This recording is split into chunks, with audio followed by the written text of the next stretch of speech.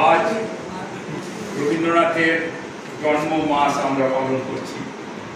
বিদ্যালয়ে এগুলো আমাদের করার খুব ইচ্ছে, বিশেষ করে আমাদের রবীন্দ্রনাথ, সুকান্ত, নজরুল এবং আমাদের যত মনীষী যাদের ফটো এই বিদ্যালয়ে টানানো আছে, এদের জন্মদিন পালন করার আমাদের খুব ইচ্ছে। তাই প্রত্যেকের জন্মদিনটা যদি আমরা শ্রদ্ধার সঙ্গে পালন করতে পারি বিদ্যালয়ে ছাত্রছাত্রীদের অবশ্যই নিয়ে, তাহলে সেটা শিক্ষণীয়ই হবে আগামী দিনে ছাত্রছাত্রীদের কাছে। তো আজকে ধরে নাও আমাদের তার আগে ছাত্রদের কাছে আসরে নামার আগে আমাদের একটা মহড়া, বিষয়টা এরকম। তো যাই হোক, আজকে রবীন্দ্রনাথের, এর পরেরটা নজরুল, যদি নজরুল আগে হয় আর যদি সুকান্ত আগে হয় সুকান্ত হবে, তারপরে পরপর আমরা মনীষী করব। এটা গেল একটা দিক। তো রবীন্দ্রনাথের এত ব্যাপার স্যাপার, এর বলে ঘন্টার পর ঘন্টা, দিনের পর দিন চলে যাবে, শেষ হবে। শুধু রবীন্দ্রনাথের জীবনে রবীন্দ্রনাথ কত মৃত্যুর সম্মুখীন হয়েছে একটা মানুষ তার একটা জীবনে, সেটাই যদি বলি তাহলেও একদিন লাগে। কেন কোনো মানুষের জীবনে এরকম ঘটে, এত মানুষ মারা যায়নি তার কাছে। যাক, সেটাও বলছি না, দু একটা কথা বলি আগে। রবীন্দ্রনাথের মধ্যে একেবারে সাধারণ মানুষের সঙ্গে যেমন মেলামেশার ভাবনা, বড় লোকেদের সঙ্গেও মেলামেশার চিন্তা ভাবনা বা করেছেন। আবার যাই করুক না কেন তার মধ্যে একটা নায়কোচিত ব্যাপার ছিল, সব জায়গায় তিনি নায়ক।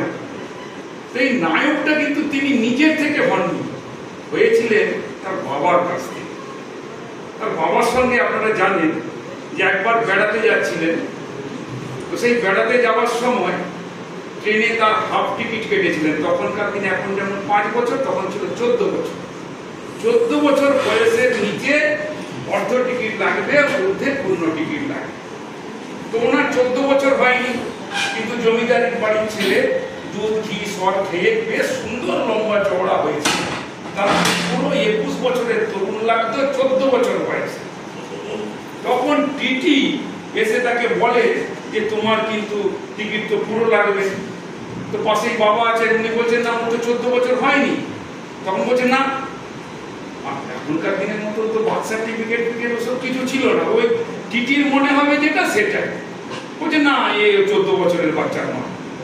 সঙ্গে সঙ্গে পকেট থেকে পুরো টাকা বের করে বললেন ঠিক আছে, পুরো টিকিটের পয়সাই নিন। এবার পুরো টিকিটের পয়সা উনি টিকারের হাতে দিয়ে দিলেন। চেকার টিকিট কেটে বাকি পয়সাটা ওনাকে ফেরত দিলেন তার বাবাকে। সঙ্গে সঙ্গে সেই ফেরত টাকা পয়সা যা দিলেন সেটা না গুনেই হাতের মুঠোর মধ্যে নিয়ে স্টেশনের জানলা দিয়ে ছুঁড়ে ফেলে দিলেন প্ল্যাটফর্মে। রবীন্দ্রনাথ তার আত্মজীবনীতে লিখছেন যে সেই পয়সাগুলো যখন নাচছে স্টেশনের উপরে, তখন সেই পয়সাগুলো যেন প্রতিবাদ করছে যে পয়সাটা ফাঁকি দেওয়ার জন্যে টিকিট কাটেনি, সত্যিকারেরই তার 14 বছর হয়নি বলে তাই টিকিট কাটেনি। তাই বাবার মধ্যে এই যে দৃঢ়তা, ছেলেকে দেখানোর জন্য কিন্তু তিনি করেননি, কিন্তু ছেলে শিখেছে বাবার কাছ থেকে যে নায়কটা কি করে হতে পারে। তো যাই হোক, এরকম অনেক ঘটনা আমরা জানি। উনি বাইরে যাননি, মানে একেবারে যে এরোপ্লেনে চড়া মানুষ তাও নয়, মাত্র তার জীবনে 2টো দেশে গেছে, ইরান আর শ্রীলঙ্কা। না, ইরান আর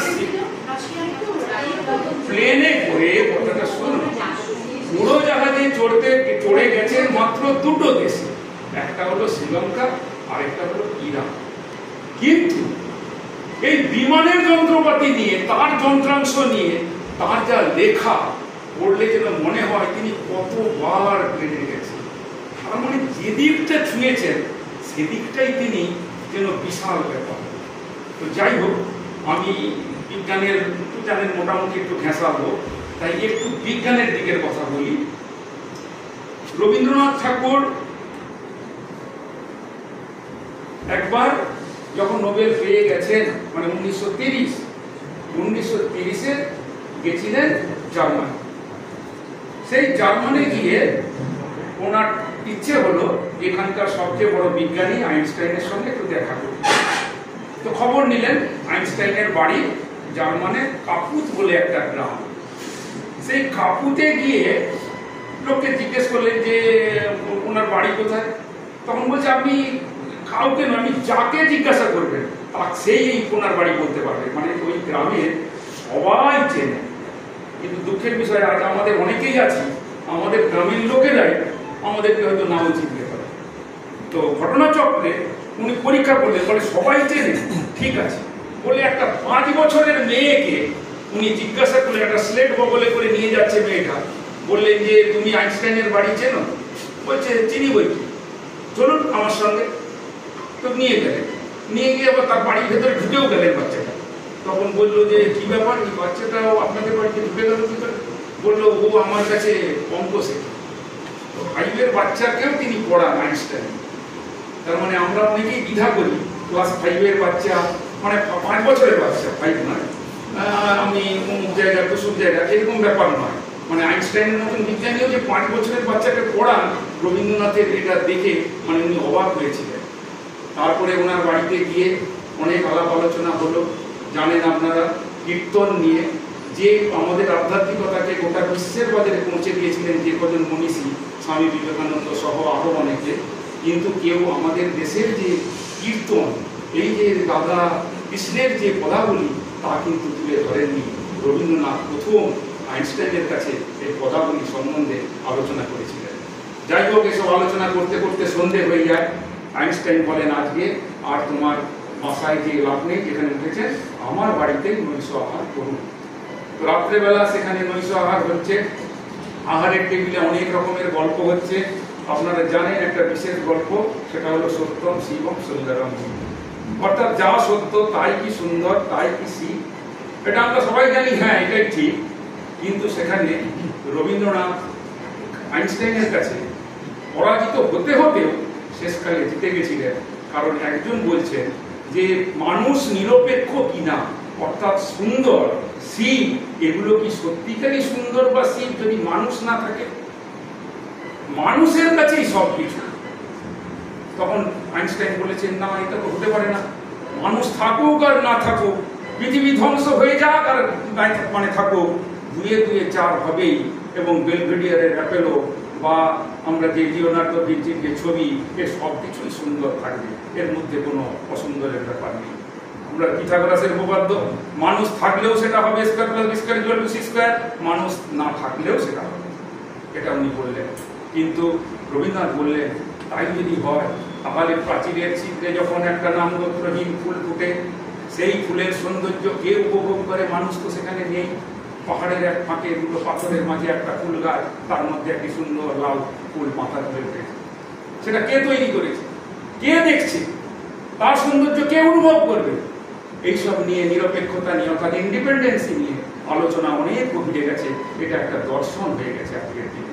সেই আলোচনা যদি করি, সত্যি মোহিত হয়ে যেতে হবে। তারপর গল্প করতে করতে করতে করতে যখন কলকাতার গল্প এলো, তখন বললেন আপনি তো কলকাতা থেকে এসেছেন। কলকাতায় একটি ইয়ং সায়েন্টিস্ট, অর্থাৎ এক তরুণ বিজ্ঞানী, সে খুব বড় কাজ করেছে, তার কাগজপত্র সব আমার কাছে পাঠিয়েছে। কাজ দেখে দেখলাম সে তো মারাত্মক ব্যাপার, সে বিজ্ঞানী তো বিশাল জিনিস, তুমি কি তাকে চেনো? রবীন্দ্রনাথ বললেন কি নাম বলুন তো? বললো কিষাণ তরুণ ঘোষ। তো দাঁড়াও পেপারটা দেখছি বলে পেপারটা খুলে দেখলেন, লেখা আছে এস.এন. ঘোষ। তখন বললেন যে এস.এন. ঘোষ এরকম? তখন বললে আছে পুরো নামটা বলুন তো। তখন খামের ভেতরে খুলে ওনার পেপারের মাথায় হেডিংটাতে তো নাম লেখা থাকে, সেখানটা পড়ে দেখলেন সত্যেন্দ্রনাথ ঘোষ। তখন বললেন না, এরকম তো আমি কাউকে চিনি না। তো ঠিক আছে, চিনি না তো কি কাজ, কি ব্যাপার? উনি মোটামুটি একটা বোঝালেন এই রিলেটিভিটির উপরে এবং বোসন কণার উপরে কাজ ছিল সেটা। বোসন স্ট্যাটিস্টিক্স নামে যে পেপারটি বিখ্যাত, ওই পেপারটির কাজ ছিল সেটা। যাই হোক, তারপরে তো আপনারা জানেন উনি ফিরে এলেন কলকাতায়। কিন্তু ওনার মনের মধ্যে খচখচ করছে, যে কলকাতায় আমি বসবাস করি, যে সায়েন্স কলেজ আমার কাছ থেকে উনি যেটা গল্প বললেন, আমার বাড়ি থেকে মাত্র 1 কিলোমিটার কি 1.5 কিলোমিটারের মধ্যে, আর কোথায় সুদূর জার্মানে আইনস্টাইন ওনার কথা বলছেন, ওনার সম্বন্ধে ডিটেলস বলছেন, ওনার বাড়ির ঠিকানাও বলছেন ঈশ্বর মিললে। অবাক হয়ে যাওয়ার কথা। এবং গ্রামের বাড়ির কথা বলছেন, মানে তার ডিটেলসটা দেওয়া আছে তার বায়োগ্রাফিতে, পেছনে থাকে পেপারের পেছনে। বড় জাগুলি থেকে তার জন্ম, সেটাও তিনি সেখানে বলছেন। বলছি এত কিছু বলছেন একজন বাইরের লোক, এত দূর, কত সুদূর দূর আরো মানে সমুদ্র পেরিয়ে যে দেশ, আর আমি কলকাতার ছেলে, কলকাতা সম্বন্ধে কিছু জানি না। ঠিক আছে, দেখি খুঁজি কোথায় সে কি এরকম ব্যাপার। এই বলতে বলতে তার পরের দিন ওনার একটা লেখা জমা দিয়ে যাওয়ার কথা ছিল। কোথায়? সবুজ পত্রের আসলে। সবুজ পত্র বলে একটা তখন পত্রিকা বেরোতো, পত্রিকার সম্পাদক ছিলেন প্রমথ চৌধুরী, ওনার নিজের ভাগ্নি জামাই রবীন্দ্রনাথ ঠাকুর। সেই ভাগ্নি জামাইয়ের আসলে গিয়ে ওই পত্রিকার লেখাটি জমা দিতে গেছেন।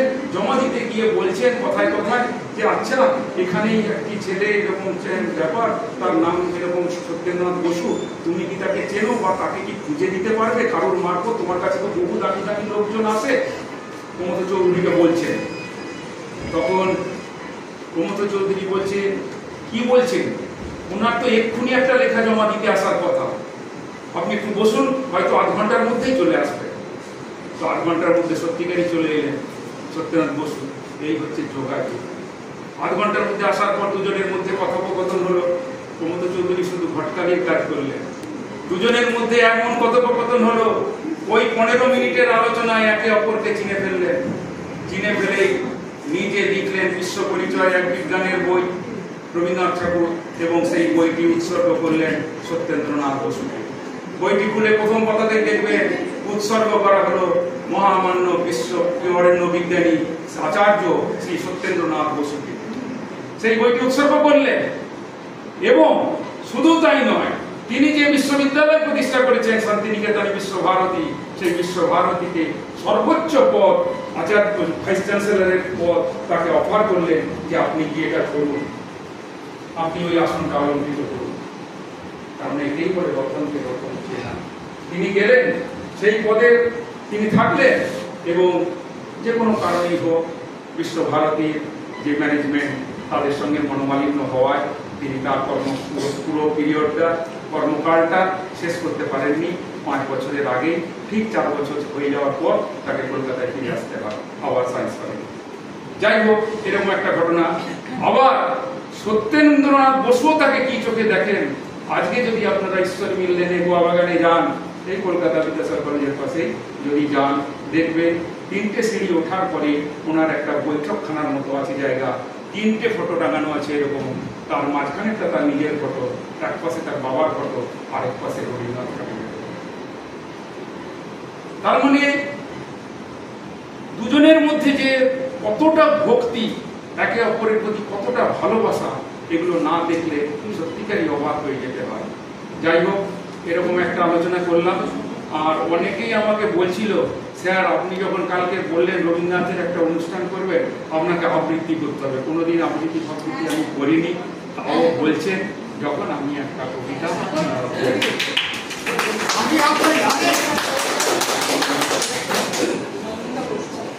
কবিতাটা হচ্ছে কথা কাহিনী থেকে নেওয়া। কথা কাহিনী হচ্ছে, আপনারা ইংরেজিতে যেটা লিরিক্স অ্যান্ড ব্যালাডস বলেন। লিরিক্স হলো গীতি কবিতা, ব্যালাড হলো কাহিনী ধর্ম কবিতা, কাহিনীমূলক, যেটার মধ্যে অনেক ঘটনার বর্ণনা থাকে, কবির কোনো পরিচয় থাকে না।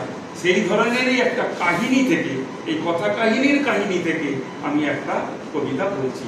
কবিতাটা সকলের জানা, সকলের চেনা, তবু ভালো লাগে, কারণ গঙ্গা জলেই গঙ্গা পূজা করতে হয়। রবীন্দ্রনাথকে সেই রকমই আমরা পুজো করছি।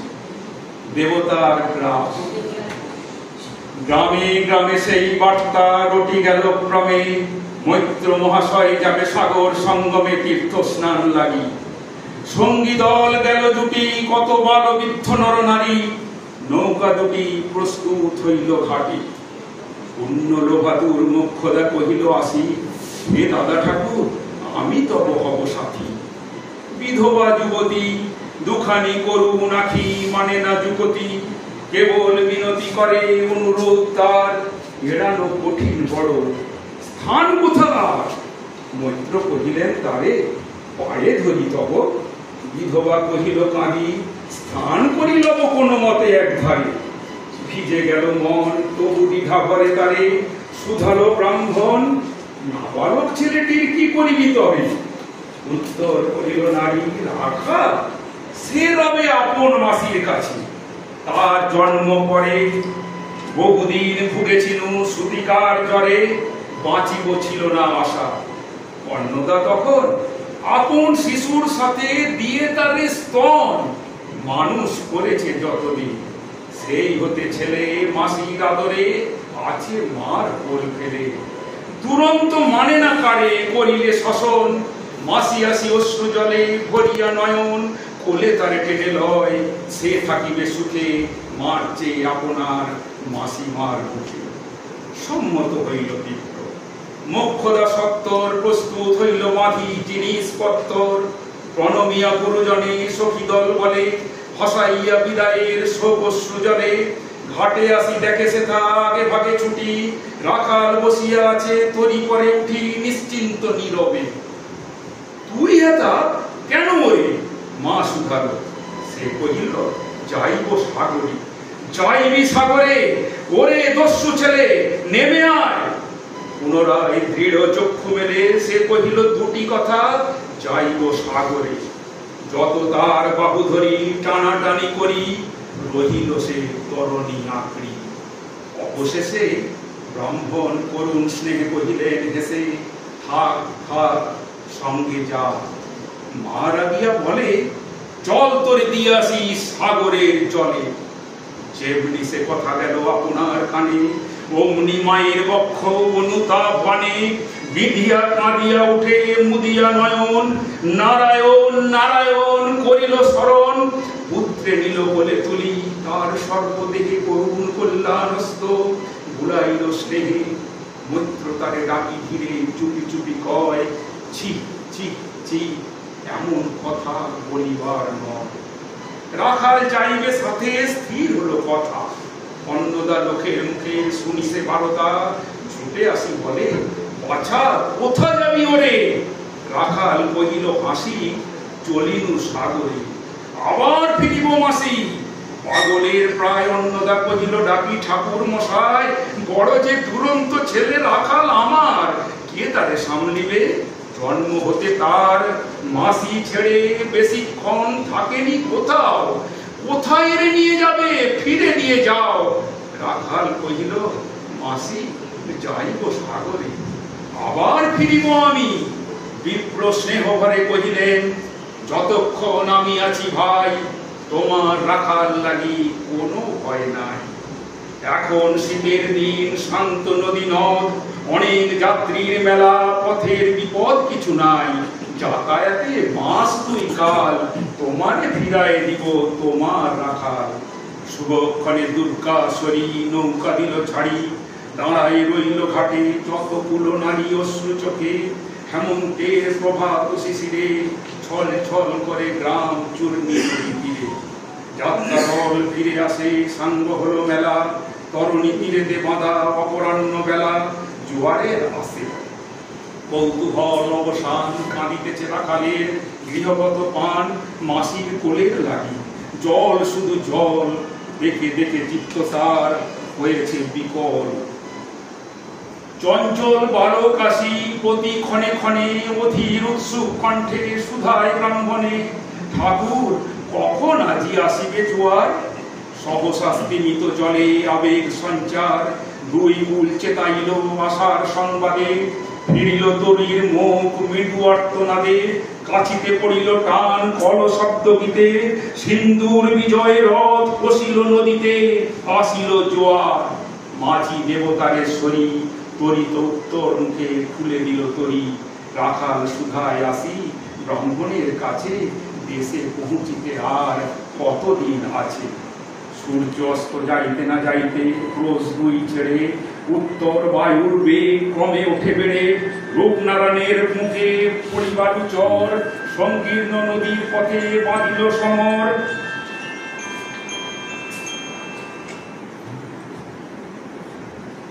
জোয়ারের স্রোতে আর উত্তর সমীরে, উত্তাল উদ্দাম তরণী ফিরাও তীরে। উচ্চ কণ্ঠে বারংবার কহে যাত্রী দল, কোথা তীর চারিদিকে ক্ষিপ্ত উন্মত্ত জল। কেহ হতবাক, কেহ বা ক্রন্দন করে, ছাড়ি উঠত ডাক, ডাকি আত্মজনে। মৈত্র শুষ্ক পাংশু মুখে চক্ষু মুদি করি জপ, জননীর বুকে রাখা লুকায়ের মুখ কাঁপিছে নীরবে। তখন বিপন্ন মাঝি ডাকি কহে সবে, বাবারে দিয়েছ ফাঁকি তোমাদের কেউ, যা মেনেছ দেও নাই তাই এত ঢেউ। অসময়ে তুফান শুনো এই বেলা, করহ মানত রক্ষা, করিও না খেলা ক্রুদ্ধ দেবতার স্বামী। যার যত ছিল অর্থ বস্ত্র যাহা, কিছু ফেলে দিল জলে, না করি বিচার। তবু তখনই পলকে তরিতে উঠিল জল দারুণ ছলকে। মাঝি কহে পুনর্বার, দেবতার ধন কে যায় ফিরায় লয়ে, এই বেলা শোন। ব্রাহ্মণ সহসা উঠি কহিলা তখনই, মুখ্যধারে লক্ষ্য করি এই সেই রমণী। দেবতারে সঁপি দিয়া আপনার ছেলে, চুরি করে নিয়ে যায় দাও তারে ফেলে। এক ভক্তে গর্জি উঠে তরাসে নিষ্ঠুর যাত্রী সবে।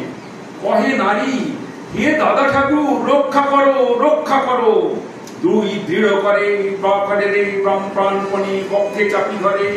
বৎসিয়া গর্জিয়া উঠি কহিলা ব্রাহ্মণ, আমি তোর রক্ষাকর্তা। রোষে নিশ্চেতন মা হয়ে আপন পুত্রে দিলি দেবতারে, শেষকালে আমি রক্ষা করিব তাহারে। শোধ শোধ দেবতার ঋণ, সত্য ভঙ্গ করে এতগুলি প্রাণী তুই ডুবাবি সাগরে।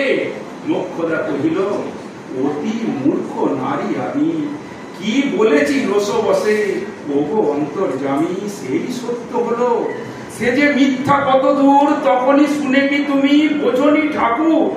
শুধু কি মুখের বাক্য শুনেছ দেবতা, শোনি কি জননীর অন্তরের কথা। বলিতে বলিতে যত মিলি মাঝি দাঁড়ি, বল করি রাখালে রে নীল ছিড়ি কাড়ি। মার বক্ষ হতে মৈত্র মুদি দুই আঁকি, ফিরায় রহিল মুখ কানে হাত রাখি। দন্তে দন্ত চাপি বলে কে তাকে সহসা, মর্মে মর্মে আঘাতিল বিদ্যুতের কষা। দংশিল বৃশ্চিক দংশ, মাসি মাসি মাসি। বিন্ধিল গণ্ডির সলা, রুদ্ধ কর্ণে আসি। নিরুপায় অনাথের অন্তিমের ডাক, চিৎকার উঠিল বিপ্র রাখ রাখ রাখ। চকিতে হেরিল চাহি মূর্ছিয়াছে পড়ে, মোক্ষদা চরণে তার। মুহূর্তের তরে ফুটন্ত তরঙ্গ মাঝে মেরি আত্মচোখ। মাসি বলি ফুকারিয়া মিলানো বালক, অনন্ত তিমির তলে শুধু ক্ষীণ মুঠি। বারেক ব্যাকুল বলে ঊর্ধ্ব পানে উঠি, আকাশে আশ্রয় খুঁজি ডুবিল হতাশে। ফিরায় আনিব তোরে কহি ঊর্ধ্বশ্বাসে, ব্রাহ্মণ মুহূর্ত মাঝে ঝাঁপ দিল জলে। আর উঠিল না, সূর্য গেল অস্তাচলে।